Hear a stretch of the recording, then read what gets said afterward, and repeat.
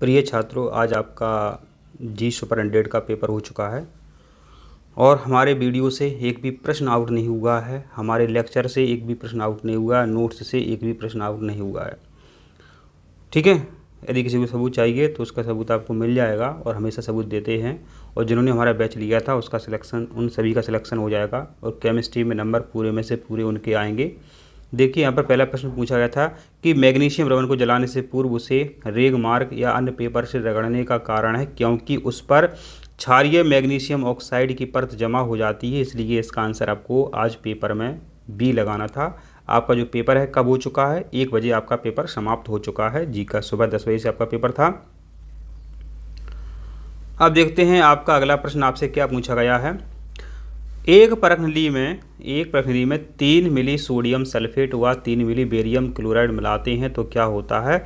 Barium sulphate का श्वेत अवक्षेप बनता है, इसलिए इसका आंसर भी आपको बी पेपर में सही लगाना था OMR सीट पर। प्रश्न नंबर 33 देखते हैं। तो उपरोक्त प्रयोग में कॉपर चूर्ण को गर्म करने पर क्या होता है?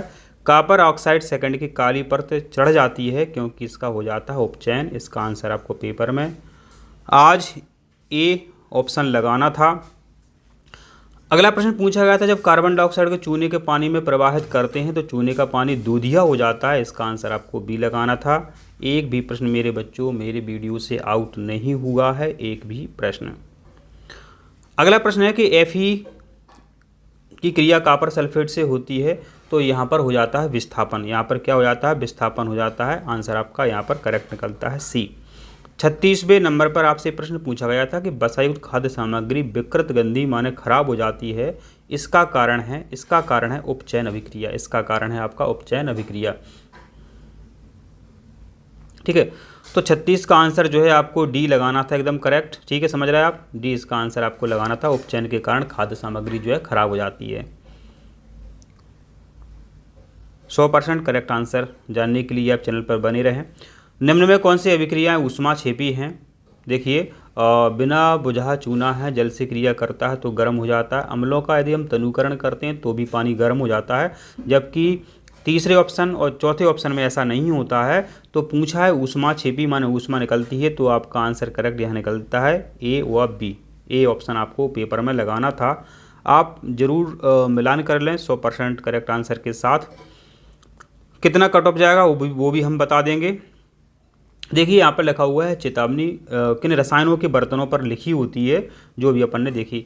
तो सभी सांद्र अम्लों और क्षार होते हैं, सांद्र होना चाहिए, चाहे अम्ल हो वो चाहे क्षार हो, तो वो चेतावनी सब पे लिखी रहती है। प्रश्न क्रमांक 39 में आपसे पूछा गया था कि 1 बिलियन द्वारा लाल लिटमस को नीला कर दिया जाता है तो वो होते हैं क्षार, और क्षार के pH होती है 7 से अधिक, यानी आपको आंसर करेक्ट डी पेपर में सही लगाना था। महात्मा गांधी के बारे में पूछा गया था, बिना पढ़े ही इसका आंसर आपको दे देना चाहिए था, सोडियम क्लोराइड। 41वां प्रश्न है, यदि कोई बिलियन के अंडे में पिसे हुए कवच से अभिक्रिया करने पर एक गैस उत्पन्न होती है जिसमें चूने का पानी प्रभावित करने पर वह दूधिया कर देती है, यह बिलियन कौन सा होगा? यह बिलियन वो होगा जिसमें HCl आपका मिला होगा, इसलिए करेक्ट आंसर आपको सी ऑप्शन वाला लगाना था जिसमें HCl लिखा हुआ था। अगला प्रश्न देख लेते हैं। 4 बिलियन है, ABCD है, pH का मान क्रमशः 4, 1, 11, 7 पाया जाता है। उपरोक्त में से किसका हाइड्रोजन आयन का सांद्रण सर्वाधिक होगा? जो सर्वाधिक अम्लीय होगा। सर्वाधिक अम्लीय कौन होता है? जिसकी pH का मान कम होता है, इसलिए आपका आंसर जो है करेक्ट बी निकलता है यहाँ पे, क्योंकि इसका pH का मान 1 है। 43 में पूछा गया था कि व्यंजक चूर्ण का रासायनिक सूत्र क्या है? तो व्यंजक चूर्ण माने CaOCl2, CaOCl2 इसका आंसर आपको करेक्ट पेपर में लगाना था। आशा करते हैं आपने यही लगाया होगा।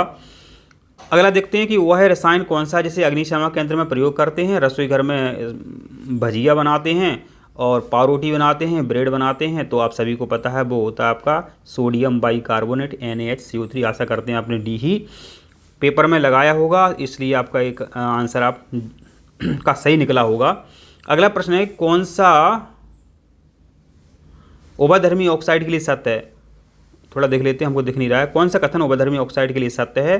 तो देखिए, जो उभयधर्मी ऑक्साइड होते हैं, जैसे आपका जिंक ऑक्साइड है, ZNO है, Al2O3 है, तो क्या करते हैं? ये अम्ल और क्षार दोनों से क्रिया करते हैं और लवण और जल देते हैं, इसलिए इसका आंसर आपको पेपर में करेक्ट सी लगाना था। आशा करते हैं आपने सी लगाया होगा।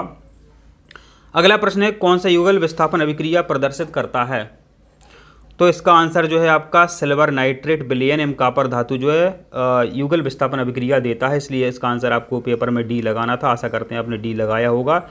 इसके अभी हम बात ही कर रहे थे कि उभयधर्मी ऑक्साइड है, जिंक ऑक्साइड उभयधर्मी ऑक्साइड होता है, एल्यूमिनियम ऑक्साइड उभयधर्मी ऑक्साइड होता है। अगला प्रश्न है आपका 48वां नंबर का कि वह धातु जो ऊष्मा का दुर्बल चालक है, तो लेड सीसा जो है दुर्बल चालक है।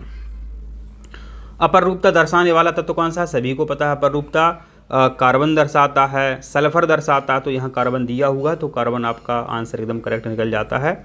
अगला प्रश्न पूछा गया था कि एक्वारेजिया क्या होता है?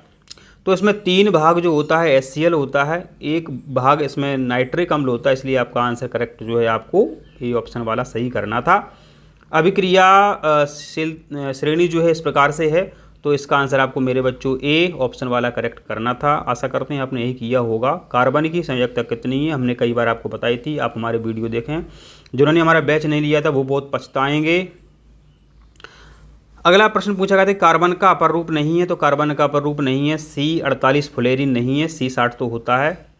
साइक्लोहेक्सेन का रासायनिक सूत्र क्या है? साइक्लोहेक्सेन का रासायनिक सूत्र आपका, इसका करेक्ट आंसर आपका सी है, सी निकलता है। देखिए 55वां जो प्रश्न है आपका, इसमें देखिए डबल बॉन्ड यहाँ पे लगा हुआ है, तो ये आपका है एल्किन, ये आपका एल्किन है। डबल बॉन्ड से पता चलता है, 1 बॉन्ड होता है तो वो एल्केन होता है, 3 बॉन्ड होते हैं वो एल्काइन होता है, ऐसा हमने आपको लेक्चर्स में कई बार बताया है। एथेन का अणुसूत्र C2H6 है, क्लियर बात है। 7 सहसंयोजक बंध है, ये भी क्लियर बात है, इसलिए इसका आंसर आपको बी लगाना था। एक भी प्रश्न हमारे नोट से बाहर नहीं हुआ है। अगला प्रश्न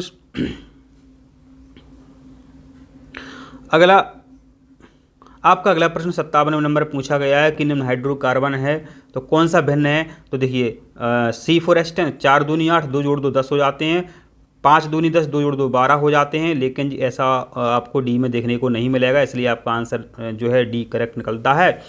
एल्डिहाइड के IUPAC नाम पद्धति में अनुलग्न लगाया जाता है, माने अल लगाया जाता है। आप हमारे वीडियो देखें, नोट्स देखें, एक भी प्रश्न आपको आउट नहीं मिलेगा। देखिए ये IUPAC नाम पूछा गया है, IUPAC नाम पूछा गया तो इसका आंसर आपको ब्रोमोएथेन जो सही करना था। अगला प्रश्न पूछा गया है आपसे, देखिए यहाँ पर अगला प्रश्न आपसे यहाँ पूछा गया है कि एथेनॉल कक्ष के तापमान पर किस अवस्था में होता है? तो एथेनॉल माना शराब, शराब माना दारू। यदि हम घर पर रखी है कक्ष के तापमान पर, कमरे के तापमान पर, तो आपको द्रव अवस्था में देखने को मिल जाती है, इसलिए इसका आंसर आपको पेपर में बच्चों करेक्ट बी सही लगाना था। आशा करते हैं आपको हमारा वीडियो समझ में आया है। वीडियो को लाइक करें, चैनल को सब्सक्राइब करें, स्वस्थ रहें, खुश रहें।